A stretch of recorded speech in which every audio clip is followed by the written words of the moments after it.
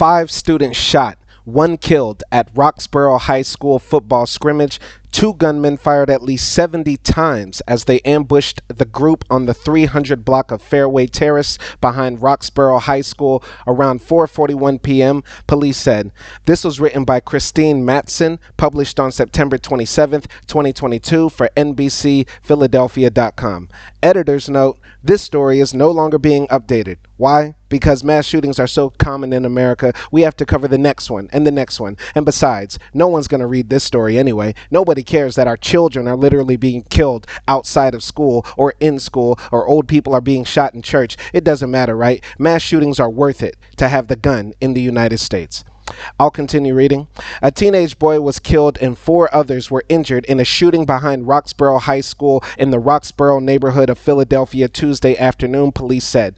The victims were Roxborough High School football players who were finishing a scrimmage against 2 other teams and were walking off the field, according to Philadelphia police. American football is like a religion in the U.S., as well as having the gun and also mass shootings, because no religion is complete without some sort of sacrifice, human sacrifice in this case.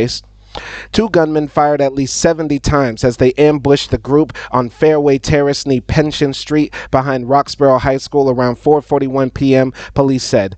At least 69 shots fired on Pension near Gates. Police say 2 shooters ambushed football players leaving a Roxborough High School scrimmage. 5 shot, including a 14-year-old player, shot dead. Pads and gear still on the sidewalk. Shooters on the run. NBC Philadelphia at 11 tweeted this. Actually, no, this came from Aaron Baskerville at A. Baskerville 10 on September 27th, 2022. A 14-year-old boy was hit at least once in the chest and rushed to Einstein Medical Center, where he died a short time later, police said. Police on Wednesday identified him as Nicholas Elizalde. Rest in peace. Let's go to the local section.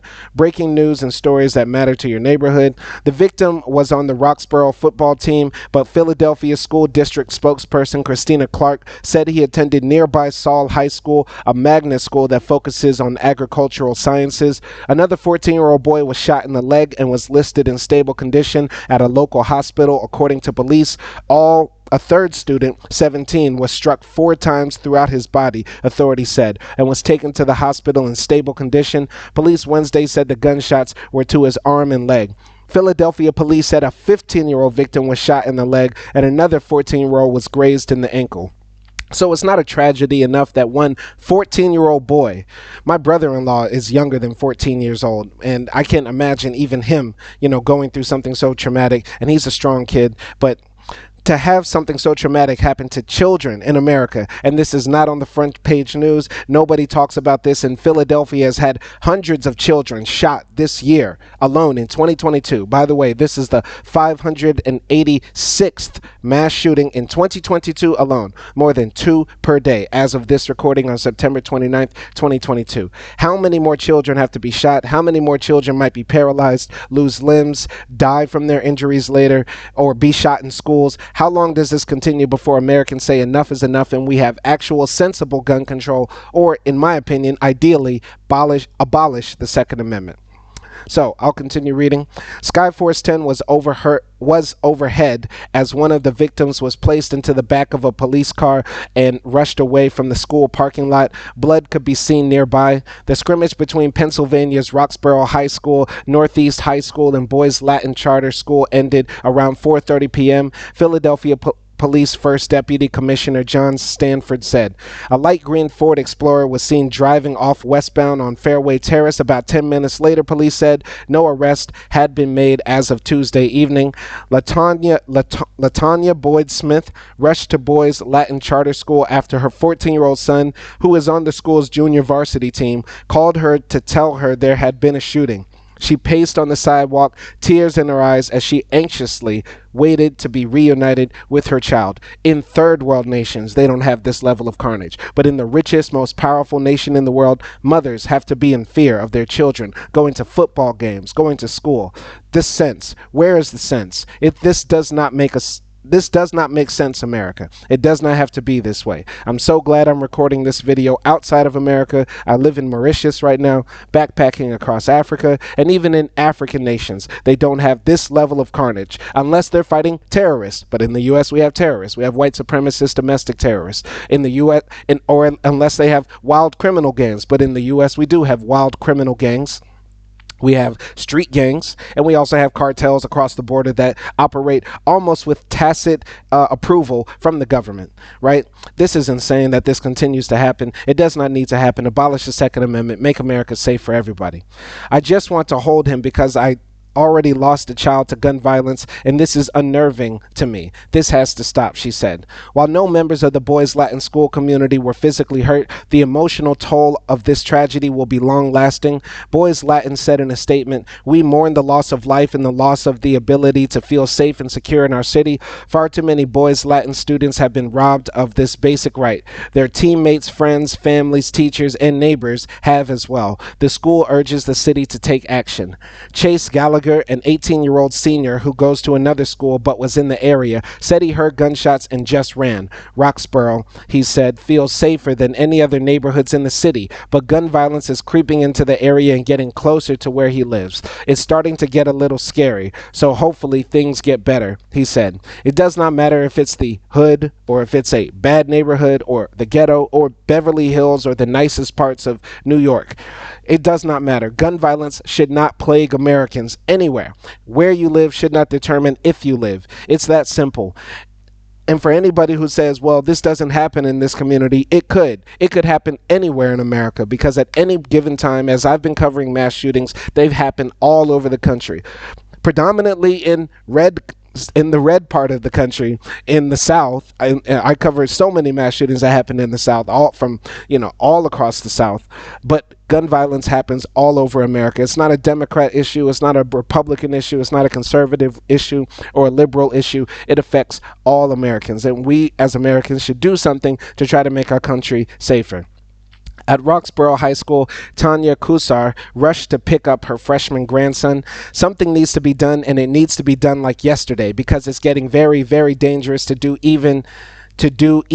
something like play football. It's ridiculous. We need some help, she said as the teen stood next to her holding his football shoulder pads in one hand. Every time I read one of these articles, there's a typo, because these shootings happen so often, I doubt the editors even look at them. I doubt anybody goes over these with a fine-tooth comb unless it's something truly heinous and tragic like Uvalde or Buffalo. These sorts of stories go underreported, not reported at all, not cared about by the mainstream media, but on my channel they matter, because why? All lives matter. All lives matter, right? To the conservatives who continue to plague my channel, I'll continue to use your talking points against you and bring up the fact that in America, all lives do not matter, because all lives are threatened by gun violence.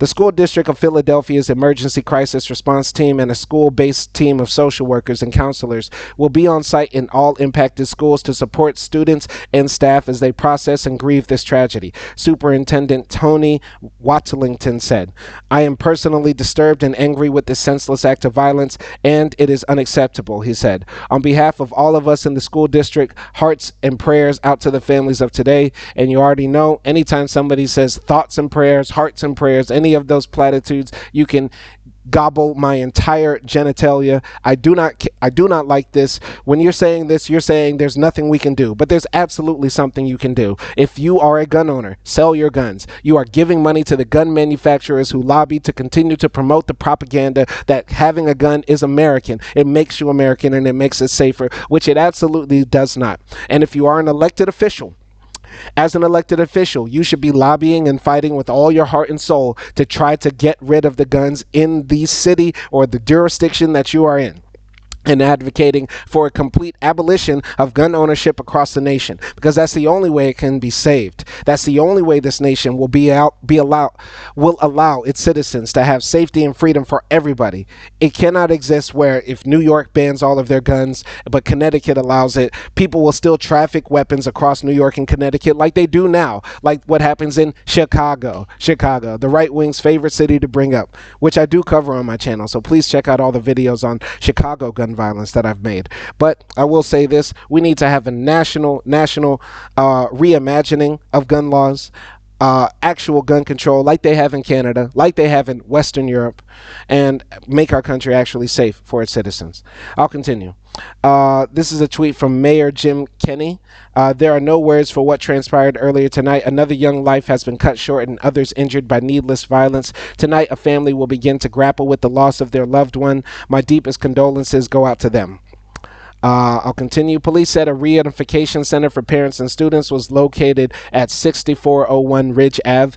Children have far too often been victims of gun violence in Philadelphia in 2022. According to city controller's official data, last updated on Monday, at least 174 children have been shot in Philadelphia in 2022. I'll repeat, at least 174 children have been shot in Philadelphia in 2022. That accounts for around 10% of all shooting victims in the city. How sick, how embarrassing, how disgusting is that? In the richest, most powerful nation in the world, and in one of those, in one of the largest cities in such nation, 174 children have been shot. That probably hasn't even happened in Somalia this year. That's insane. That's insane. That's insane. Entering Wednesday, at least 401 people had been killed in shootings in Philadelphia in 2022, according to Philadelphia police data. That's 1% down from last year. Good job. Which wound up having the most killings on record in the city. Back at Boyd's Latin Charter School, Boyd Smith expressed despair about how frequently gun violence is impacting Philadelphia's kids. Man, I had to sit down with my son and educate him on what to do when he hears shots or it's a gun situation, she said, her voice cracking as she fought back tears. That's something. I shouldn't be teaching my 14-year-old son. He's playing football. He's being a kid. He's playing for his school. He's doing something that he loves, and I got to teach him that when he's at a game and something like this happens, what he needs to do. Eventually, as a SWAT truck stood guard in the distance, Boyd Smith finally got to see her son as he and his teammates filed out of a school bus. He stepped off and she hugged him tight in a lengthy embrace. They crossed the street where they hugged again. Briefly, Boyd Smith stood back, but only to hold her boy's face. She quickly hugged him tight again.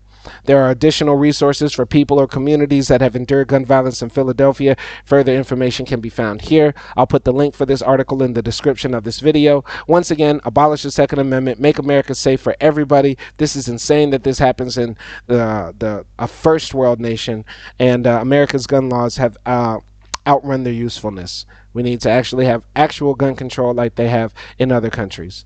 For anybody who's going to watch this video and say the people who did this shooting got their weapons illegally, all illegal guns were once purchased legally. Please remember that. Guns do not just fall from the sky or come out of the ground. If there's an illegal gun market, that means there is a legal gun market that supplies that. All right? My name is Simon Hill, and thank you for watching. Peace.